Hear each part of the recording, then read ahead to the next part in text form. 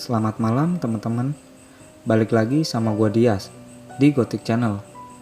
Malam hari ini gua bakal membawakan sebuah cerita horor yang berjudul Hantu Wanita Bermuka Rata yang Menyerupai Tanteku.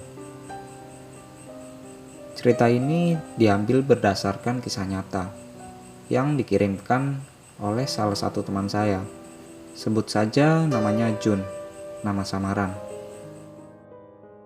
Tanpa basa-basi lagi, kita langsung aja masuk ke ceritanya.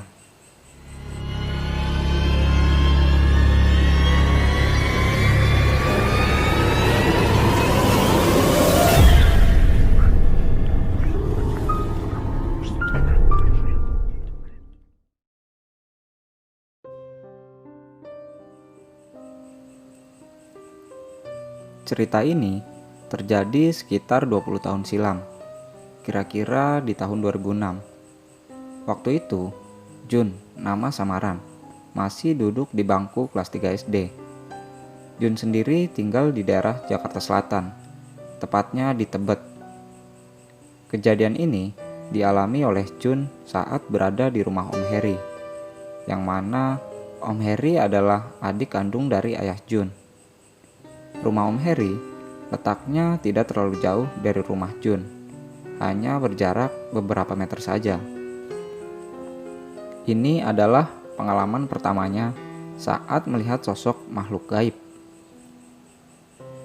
Waktu itu, sekitar jam 4 sore, Jun sedang bermain kelereng bersama teman-teman sebayanya di pekarangan rumah.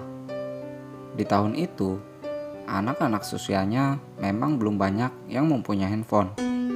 Tidak seperti anak-anak zaman sekarang, yang rata-rata sudah mengenal game online. Sehingga mereka sudah tidak mengenal permainan tradisional lagi. Saat sedang asik bermain kelereng, tiba-tiba Jun dipanggil oleh omnya, yaitu Om Heri. Dia menyuruh Jun untuk memanggil tantenya di dalam rumah. Posisinya, Om Heri masih duduk di atas motor. Entah Om Heri dari mana.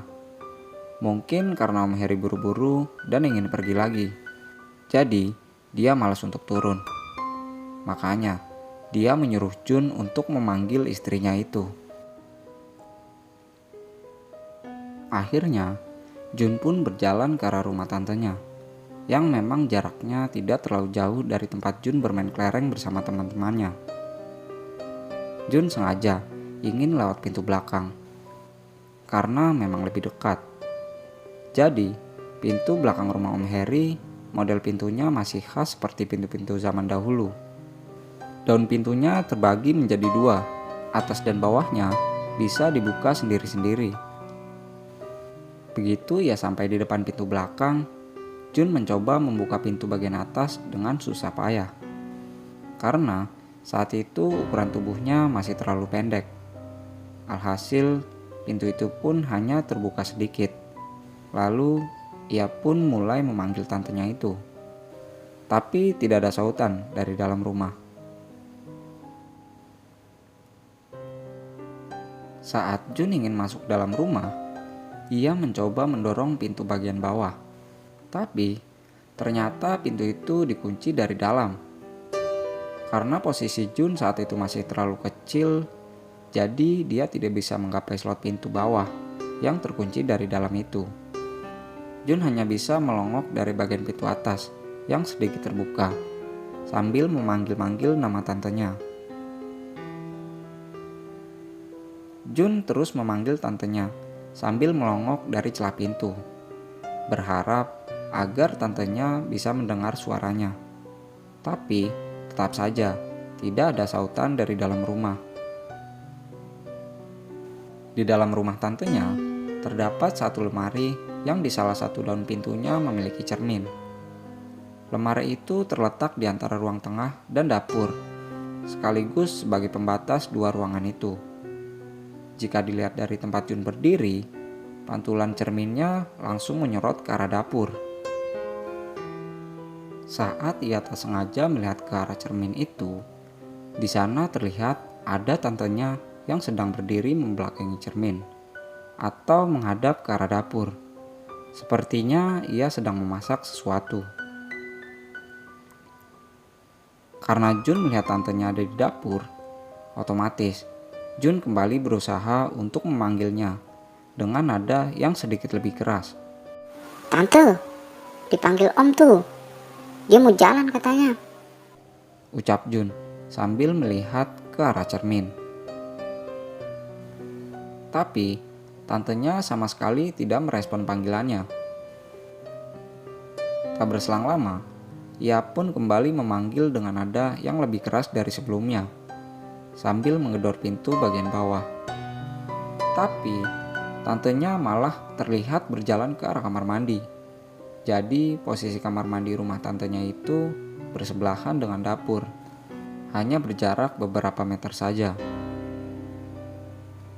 Karena merasa kesal, ia pun kembali menggedor pintu itu dengan agak keras. Tapi entah bagaimana pintu bagian bawah itu terbuka dengan sendirinya. Wah, sial, ternyata nggak dikunci, pikirnya. Lantas, dia pun langsung berjalan masuk ke dalam rumah, bermaksud untuk menyusul tantenya yang terlihat pergi ke kamar mandi. Tidak seperti biasanya, Jun merasa rumah itu terasa sangat sepi dan sedikit lebih redup dari biasanya. Padahal, waktu itu jam masih menunjukkan sekitar pukul 5:30 sore. Tapi, karena ia pikir ada tantenya di dalam, ya sudah, dia pun mengabaikan rasa aneh itu. Sesampainya di dapur, dia pun kembali memanggil tantenya, sambil melihat ke arah pintu kamar mandi. Posisi kamar mandi saat itu tertutup rapat. Jun hanya bisa mendengar suara keran air yang menyala, serta samar-samar kupingnya mendengar suara tantenya yang sedang berkidung menyanyikan sebuah lagu.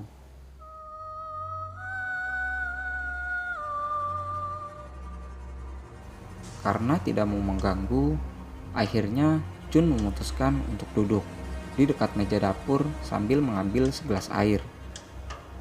Setelah cukup lama ia menunggu, dia pun mulai merasa jenuh. "Kok tante lama sekali?" ucapnya dalam hati. Akhirnya, ia pun memutuskan untuk menghampiri tantenya ke kamar mandi. Diketuknya pintu kamar mandi itu, sambil kembali memanggil tantenya. Tapi tidak ada sautan. Akhirnya, dia pun mencoba membuka knop pintu kamar mandi itu. Saat pintu itu sudah terbuka, Jun kaget bukan main. Ternyata, di dalam kamar mandi tidak ada orang. Seketika, bulu kuduknya berdiri. Dengan keadaan panik dan pikiran yang kacau, ia pun berniat untuk berlari keluar rumah. Tapi, saat ia berbalik arah, Jun melihat di depannya sudah ada tantenya. Akhirnya, dia pun membatalkan niatnya untuk berlari. Dan kemudian, dia pun berjalan mendekati tantenya dengan perasaan yang sedikit lebih tenang. Saat jaraknya sudah semakin dekat dengan tantenya, Jun kembali berkata, "Tante, dipanggil Om dari tadi." Tapi lagi-lagi tantenya tidak merespon ucapannya. Bahkan, dia sama sekali tidak melihat ke arah Jun. Jun pun merasa heran dan mencoba menyentuh tangan tantenya. Saat sedikit lagi akan menyentuh tangan tantenya, tiba-tiba sosok itu membalikkan tubuhnya ke arah Jun. Dan disitulah Jun baru menyadari bahwa orang yang ada di hadapannya sekarang ternyata bukan tantenya, melainkan sosok hantu wanita dengan wujud yang sangat mengerikan.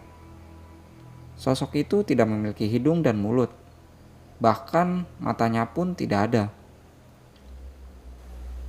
Karena saking kagetnya, Jun tidak bisa berbuat apa-apa. Tubuhnya seolah terkunci, bahkan untuk berteriak saja dia tidak bisa. Setelah beberapa detik dia menatap sosok mengerikan itu, akhirnya Jun bisa menguasai dirinya kembali. Dengan keadaan yang masih syok berat, ia mencoba menggerakkan kakinya dan berlari melewati sosok itu. Tapi, baru beberapa langkah ia berlari, tiba-tiba kakinya terasa sangat lemas, dan dia pun akhirnya terjatuh. Tapi, Jun tidak menyerah begitu saja. Dengan sekuat tenaga, dia mencoba merangkak menjauhi sosok itu, sambil menangis ketakutan.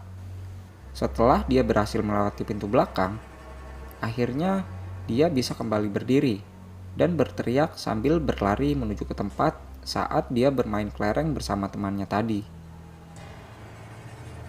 Tak membutuhkan waktu lama, para tetangga yang mendengar suara teriakan Jun langsung berhamburan keluar rumah.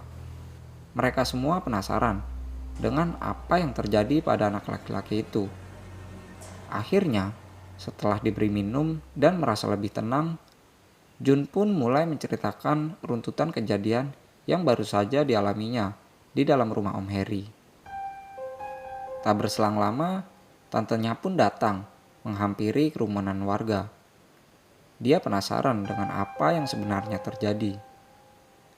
Setelah diberi penjelasan oleh salah satu warga, si tante kemudian berkata bahwa sejak siang tadi dia tidak pulang ke rumah karena ia membantu orang yang sedang mempunyai hajat di kampung sebelah. Sejak kejadian itulah, Jun merasa matanya menjadi sensitif dengan hal-hal yang berbau mistis sampai sekarang.